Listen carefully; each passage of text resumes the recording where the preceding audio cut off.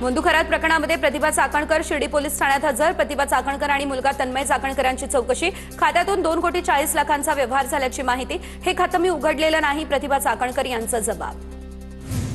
खरात संबंधित प्रकरणामध्ये प्रतिभा चाकणकर खोटं बोलतायत। खरात आणि प्रतिभा चाकणकरांमध्ये 236 वेळा कॉल झाले।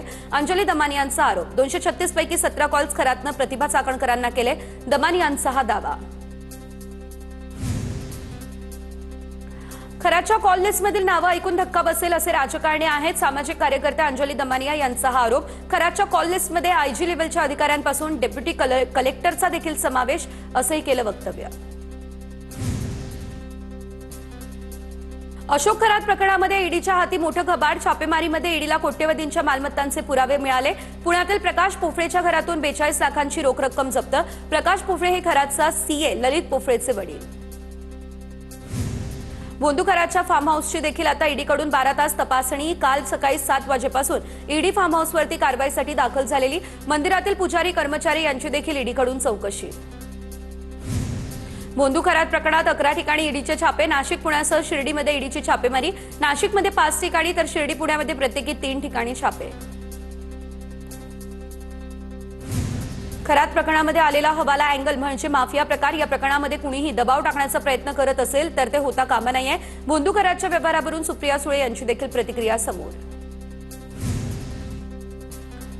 खरात प्रकरणामध्ये कारवाईचा हेतू समजायला हवा। 2 पक्ष अडचणीत, केवळ राजकीय हेतू समोर ठेवून फायदा घेण्यासाठी कारवाई आहे की खरातवरती खरंच कारवाई होईल हे बघणं महत्त्वाचं। रोहित पवार यांची ही प्रतिक्रिया। अशोक खरात भाजपचा कार्यकर्ता आहे का? नाना पटोले यांचं वक्तव्य। अशोक खरातला पाठीशी का घातलं जाते? पंकज भोयर यांच्या वक्तव्यावरती नाना पटोले यांचं हे प्रत्युत्तर। मोंदू अशोक खरातची आलिशान गाडी ईडीकडून जप्त। क्रेटा आणि एक मर्सिडीज गाडी ईडीकडून जप्त। मोंदू खरातच्या कारसह मालमत्तेवर कारवाई। शिवनिका संस्थांमधून महत्त्वाची कागदपत्र देखील हस्तगत केली। टीसीएसच्या नाशिक शाखेतील तक्रारी आणि आरोप अत्यंत चिंताजनक। प्रकरणाला अत्यंत गांभीर्यानं घेतलं जात आहे। नाशिक धर्मांतरण प्रकरणावरून टाटा संस्थे चेअरमन एन चंद्रशेखरन यांचं निवेदन। गाव आणि शहरांमध्ये छोट्या मोठ्या गोष्टी होत असतात। नाशिक धर्मांतरण आणि अत्याचार प्रकरणावर श्रीकांत शिंदेंची प्रतिक्रिया। तर गोष्ट छोटी मोठी असली तरी सरकार कारवाई करणार, श्रीकांत शिंदे यांचं हे वक्तव्य समोर। नाशिकच्या आयटी कंपनीमधील लैंगिक शोषण आणि धर्मांतरण प्रकरण। केंद्रीय तपास यंत्रणांकडून गोपनीय पद्धतीने चौकशी सुरू। सूत्रांची माहिती, विशिष्ट विचारसरणीच्या लोकांचं नेटवर्क तयार करून मोक्याची पदं काबीज केली जात असल्याचा संशय। नाशिकच्या आयटी कंपनीमधील तरुणींवरील अत्याचार आणि धर्मांतरण प्रकरण। सह आरोपी वैष्णवी चेनानी हिला 2 दिवसांची पोलीस कोठडी। 78 ईमेल आणि 22 कॉल संशयित आरोपी आणि मॅनेजर अश्विनीमध्ये झाल्याची माहिती।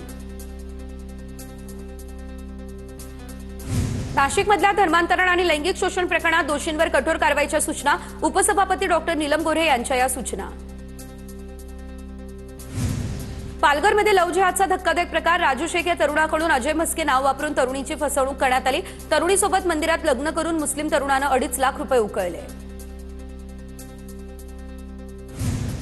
ठाण्यात आर्थिक फसवणूक करणाऱ्या मांत्रिकाला गोव्यातून अटक। काळी जादू, पूजाविधी, 12 ज्योतिर्लिंग यात्रेचा आमिष दाखवत 1,66,50,000ची फसवणूक। मांत्रिक मंजुनाथ शेट्टीला न्यायालयीन कोठडी। पुण्यात भोंदूबाबानं महिलेवर अत्याचार करून 50 लाखांना फसवलं। कौटुंबिक वादावर तोडगा काढण्याचा आमिष दाखवून महिलेवर अत्याचार। भोंदूबाबा विरोधात स्वारगेट पोलिसात गुन्हा देखील दाखल करण्यात आला। नितीन गडकरींनी व्हीएसआर कंपनीच्या विमानांनी प्रवास टाळावा। केंद्रीय मंत्री नितीन गडकरींना टॅग करत रोहित पवारांचं ट्विट। केंद्रीय हवाई मंत्रालयाकडून विमान बुक झालं असेल तर त्यांना व्हीएसआर कंपनीचा व्यवसाय महत्त्वाचा आहे, रोहित पवार यांचं हे ट्विट। आक्षेपार्ह व्हायरल व्हिडिओ प्रकरणानंतर आता मंत्री झिरवाळ पहिल्यांदा कॅबिनेट बैठकीला। विरोधकांच्या आरोपांनंतर 20 दिवसांनी झिरवाळ कॅबिनेट बैठकीला। अमरावतीच्या परतवाडामधील मोहम्मद अयाज मोहम्मद तन्वीर नावाच्या युवकावरती अनेक तरुणींना ब्लॅकमेल करून लैंगिक अत्याचार केल्याचे आरोप। तरुणाने 180 तरुणींचं लैंगिक शोषण करून 350 व्हिडिओ व्हायरल केले। अनिल बोंडे यांचा हा आरोप। भारतरत्न डॉक्टर बाबासाहेब आंबेडकर यांच्या 135व्या जयंतीनिमित्त चैत्यभूमीवर भीम अनुयायांची गर्दी। जयंतीनिमित्त वांद्रे परळी सीलिंगवर रोषणाई। मुंबईमध्ये जयंतीनिमित्त उत्साहाचं वातावरण। डॉक्टर बाबासाहेब आंबेडकर यांच्या जयंतीनिमित्त वरळीमध्ये आमदार आदित्य ठाकरेंकडून अभिवादन। बीडीडी चाळीतील आंबेडकर भवनात पुतळ्याला माळ अर्पण करत अभिवादन करण्यात आलं। भारतरत्न डॉक्टर बाबासाहेब आंबेडकर यांच्या जयंतीनिमित्त नागपूरकरांची संविधान चौकात रॅली। नागपूरमधील संविधान चौकात मोठ्या संख्येने अनुयायी एकत्र जमले। छत्रपती संभाजीनगर या ठिकाणी डॉक्टर बाबासाहेब आंबेडकर यांच्या जयंतीनिमित्त मोठा उत्साह, मोठ्या संख्येने आंबेडकरी अनुयायी एकत्र जमले। मुंबईमधल्या गोरेगावच्या नेस्को सेंटरमधील एका पार्टीत विषबाधेमुळे 2 जणांचा मृत्यू, वनराई पोलिसांकडून पार्टी आयोजकांसह 5 जणांना अटक, पार्टीमधील ड्रिंक खाद्यपदार्थ त्यामुळे अनेकांना त्रास, संबंधित पार्टीमध्ये ड्रग्जचं सेवन करण्यात आलं असा देखील आरोप। ठाणे पालिकेच्या पाण्याची चोरी, आगरी सेनेची पाणी चोरी विरोधात निदर्शनं, भिवंडी तालुक्यातील पिंपळास गावच्या हद्दीत पाण्याची चोरी होत असल्याचा आरोप। चंद्रपूरमधल्या वरोरा शहरालगत कॉटन जिनिंगला भीषण आग लागली, जिनिंगला लागलेल्या आगीत कोट्यवधींचा कापूस जळून खाक झाला। मुख्यमंत्री फडणवीस यांच्या उपस्थितीत जलसंपदा विभाग आणि नोव्हेरियन एनर्जी दरम्यान सामंजस्य करारामुळे 1200 मेगावॅट वीज निर्मिती होणार, प्रकल्पामुळे महाराष्ट्र ऊर्जा निर्मितीत देशात अग्रेसर ठरणार। मुंबईकरांच्या सेवेत लवकरच ऑटोमॅटिक डोअर असणारी रेल्वे गाडी रुजू होईल। चेन्नई कोचीमध्ये ही गाडी बनवण्यात आली आहे। सध्या कुर्ला कारशेड या ठिकाणी ही रेल्वे गाडी उभी, पुढील 15 दिवस लोकलची ट्रायल सुरू असेल।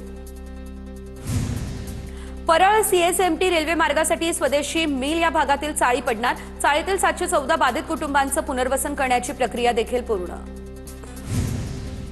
नवी मुंबईमधून आंब्याची अमेरिका आणि युरोपमध्ये निर्यात, उत्पादनामध्ये झालेली घट आणि आखाती देशांमधील युद्धजन्य स्थितीचा आंबा निर्यातीला दुहेरी फटका, अडथळे न आल्यास एप्रिल अखेरपर्यंत निर्यात वाढण्याचाही अंदाज।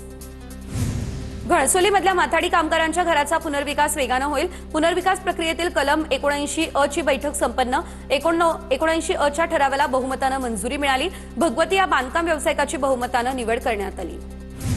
बीडच्या शासकीय निरीक्षण गृहाचे प्रभारी अधीक्षक कपिल कांबळे यांना 30,000ची लाच घेताना अटक, एसीबीनं कपिल कांबळे यांना अटक केली। कार्यालयामध्ये असणाऱ्या कर्मचाऱ्यांचा हजेरी अहवाल वरिष्ठांकडे सुरळीत पाठवण्यासाठी लाच मागितली असल्याचा प्रकार।